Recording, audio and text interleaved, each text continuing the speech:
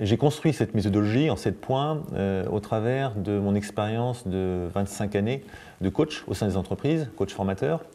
Et je me suis surtout beaucoup inspiré des écueils, des difficultés que rencontraient les managers de proximité qui avaient une envie, c'est de conduire justement des entretiens de critique humanistes.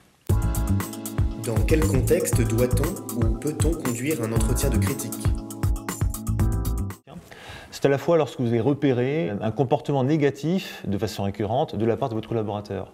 Ça peut être un manque d'esprit d'équipe, ça peut être de l'agressivité, ça peut être une forme de passivité ou un manque de démotivation. Donc vous avez déjà été voir votre collaborateur, vous lui avez signalé ce que vous avez repéré et puis rien n'a changé. Donc là, c'est peut-être justement l'occasion de conduire ce type d'entretien qui va être un entretien formel où vous serez tous les deux dans une pièce et au cours duquel vous lui présenterez ce que vous avez repéré, ce que vous avez à lui dire. L'entretien de critique, ça va être un échange. Vous allez co-construire les bonnes solutions. Quel est l'objectif de cet entretien ? Alors plutôt que de parler d'objectif, moi je parlerai de philosophie.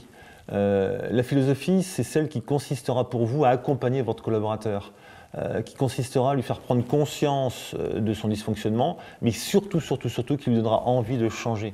Le changement ne s'impose pas. Le changement viendra d'une forme de motivation que vous aurez su mettre en avant et ça passera là aussi, et c'est vrai que c'est souvent un handicap, sur le fait de respecter son ego, sur le fait de ne pas juger ce qu'il est, mais uniquement ce qu'il a fait. Donc cette philosophie est vraiment une philosophie, je dirais, de coach, d'accompagnateur. Il ne s'agit pas de punir votre collaborateur, encore une fois, hein. Il s'agit de lui donner envie de changer quelque chose, soit une action, soit un comportement. Y a-t-il une préparation spécifique avant de débuter l'entretien ? Alors je dirais qu'il y a en fait deux types de préparation. La première, elle est plutôt technique, c'est de préparer le contenu de votre entretien. Préparer le contenu de l'entretien, c'est essentiellement avoir repéré en fait des faits, des éléments factuels. Pas d'opinion, pas je pense, je me suis laissé dire que, ou à mon avis, tout ça, ce ne sera pas des éléments qui seront convaincants pour votre collaborateur. Donc des faits, c'est bien des choses que vous avez constatées.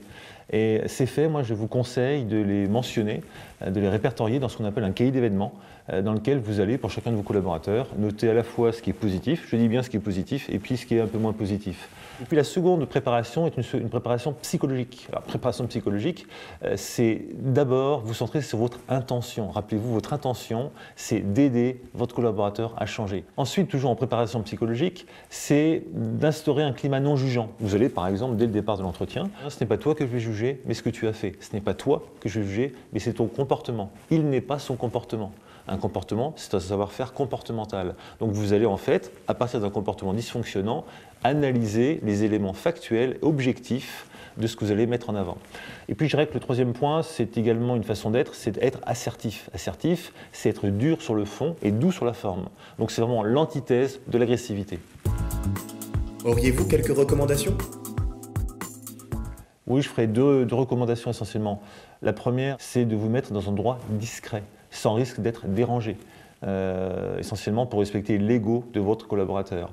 Et puis le deuxième point peut paraître futile, mais en fait il est intéressant, c'est de se mettre à 45 degrés. C'est-à-dire vous n'êtes pas son copain, donc vous n'allez pas vous mettre juste à côté de lui. Ce n'est pas non plus une opposition, ce n'est pas une confrontation, donc vous n'allez pas non plus vous mettre face à lui, mais vous allez essayer de vous mettre à 45 degrés. Vous vous apercevrez que ce positionnement-là va être important et intéressant lorsque vous direz des choses un peu compliquées à entendre. Et puis idéalement, ça ne se passe pas dans votre bureau, qui a une connotation hiérarchique, ça se passe plutôt dans une salle de réunion, en tout cas dans un lieu qui soit plutôt agréable. C'est lorsque le manager porte un jugement sur l'individu, sur la personne, porte un jugement en disant « tu es trop quelque chose, tu n'es pas assez quelque chose ».